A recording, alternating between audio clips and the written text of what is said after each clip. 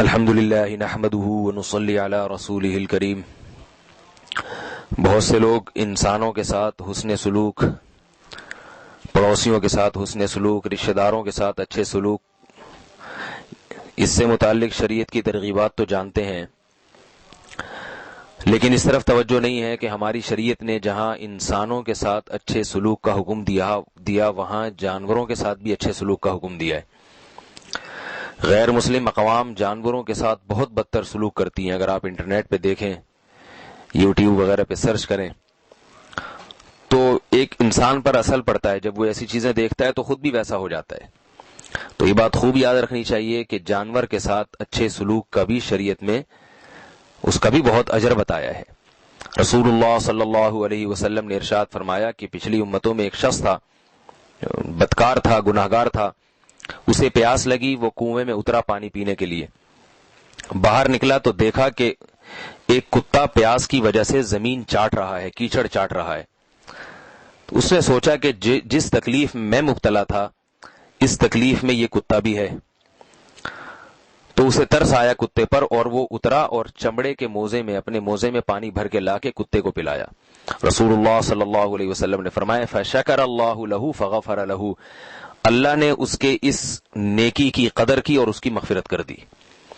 اس کے برعکس حدیث میں آتا ہے ایک عورت نے بلی کو باندھا، بلی نے کوئی شرارت کی ہوگی، تکلیف کی ہوگی، تو انتقام کیا لیا اس نے، بلی کو باندھ کے اسے نہ کھلاتی تھی نہ پلاتی تھی، وہ بلی بھوکی تڑپ تڑپ کے بھوک پیاس سے مر گئی۔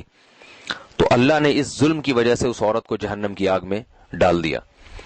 تو پتہ یہ چلا کہ بلا وجہ جانور سے زیادتی کرنا، اس پہ ظلم کرنا، جانور پہ زیادتی کرنا، اس کے ساتھ ظلم کرنا، یہ بھی بہت بڑا جرم ہے، اور جانور کے ساتھ اچھا سلوک کرنا یہ بھی بہت بڑی نیکی ہے۔ ٹھیک ہے، انسانوں سے بڑی نیکی نہیں ہے۔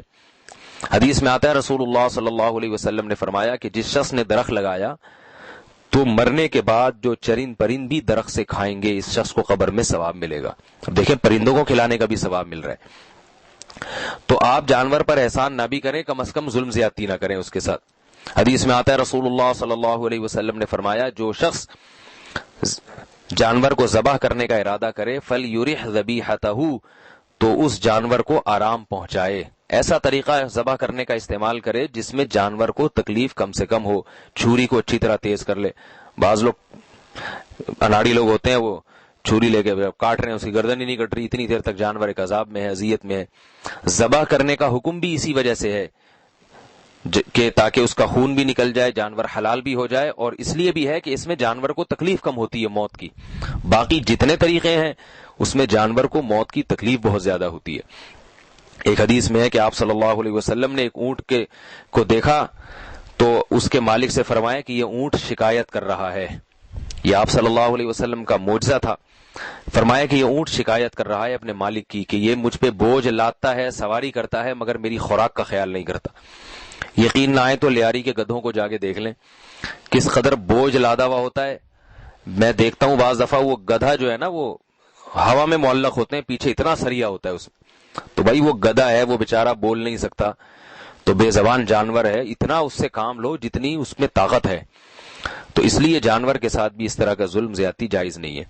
البتہ وہ جانور جو انسان کو نقصان پہنچاتے ہیں، جیسے چھپکلی ہے، چوہا ہے، سانپ ہے، ان جانوروں کو قتل کرنے کا حکم ہے، اس میں ثواب ہے۔ حدیث میں آتا ہے رسول اللہ صلی اللہ علیہ وسلم نے فرمایا جس نے چھپکلی کو ایک وار میں مارا تو اس کو 100 نیکیاں ملیں گی۔ اب دیکھیں یہاں بھی کیسی حکمت ہے، کیونکہ جتنے وار میں ماریں گے تکلیف زیادہ ہے، تڑپے کی زیادہ ہے، اس لیے اس کو مارنے کا حکم تو دیا، مگر فرمایا ایک وار میں مارو۔ 2 وار میں مارو گے ایک نیکی کم، تو جتنا تڑپا کے مارو گے نیکیاں کم ہوتی چلی جائیں گی، اس لیے ایک وار میں مارو اس کو تاکہ تکلیف کم سے کم ہو۔ ایسے جانوروں کو ہلاک کرنے کا حکم اس لیے ہے کہ انسان جو ہے نا وہ پہلے ہے۔ یہ چیزیں اگر آپ نہیں ہلاک کریں گے، سانپ نہیں ماریں گے تو کسی انسان کو کاٹ لے گا۔ سانپ کے بارے میں حدیث میں حکم ہے نماز میں کسی کو سانپ نظر آئے تو سانپ مار دے، وہ نماز چھوڑ دے، توڑ دے نماز اپنی۔ تو کیونکہ زہریلا جانور ہے، نقصان پہنچاتا ہے، تو وہ جانور جو انسان کو نقصان پہنچاتے ہیں ان کا حکم تو الگ ہے، ان کو قتل کرنے کا حکم ہے۔ جو انسان کو کچھ نہیں کہہ رہے ان کو انسان کو بھی چاہیے کہ ان کو تکلیف نہ پہنچائے، اور جو اپنے یعنی پالنے والے جانور ہیں تو ان کی خوراک کا خیال کرنا چاہیے. سواری والے جانوروں پر سواری ان کی طاقت سے زیادہ نہیں ڈالنی چاہیے. اللہ تعالیٰ سمجھنے کی، عمل کرنے کی توفیق عطا فرمائے.